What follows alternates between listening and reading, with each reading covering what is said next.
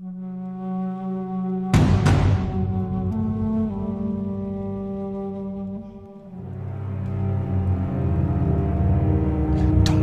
make a sound. Quiet. This way.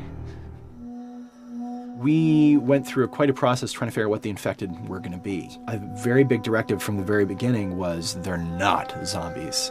The early inception for it really came from a BBC video we saw called Planet Earth, where they were talking about a cordyceps fungus. As soon as we saw it, we were intrigued by the idea of what if it jumped to humans?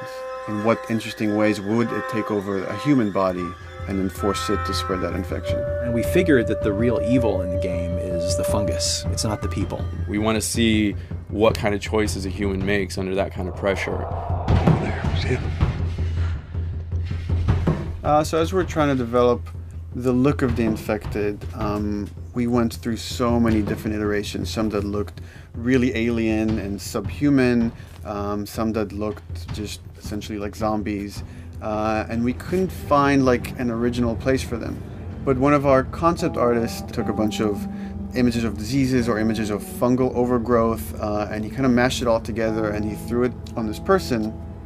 It was definitely very challenging to try to convert that 2D concept into 3D, getting kind of the feeling right from all different angles. This isn't some decaying corpse on the ground. This is a living thing that's going to be coming after you in the world.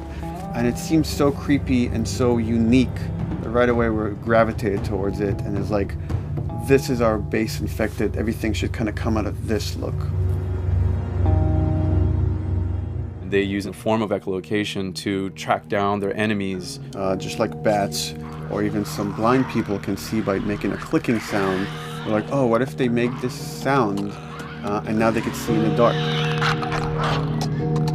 A sound that on its own wouldn't be very scary. And then to associate it with something that people in this world are very fearful of, so that as you're exploring an environment, all of a sudden you hear this click and you're seeing everybody just get frightened, just everybody duck, everybody hushes.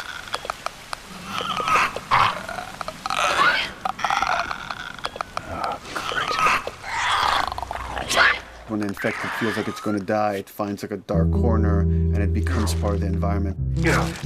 The fungus grows out of there, and if the fungus lingers there long enough, then spores will come out, and if people can breathe those spores, they become infected as well. Pretty much everyone in this world has had one of their loved ones at least become the infected, so they lost someone this way. It's a pretty brutal fate if you know, you're headed down that path. You've got some hard decisions to make.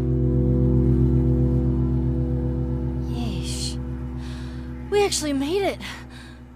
It's called luck. And it's gonna run out.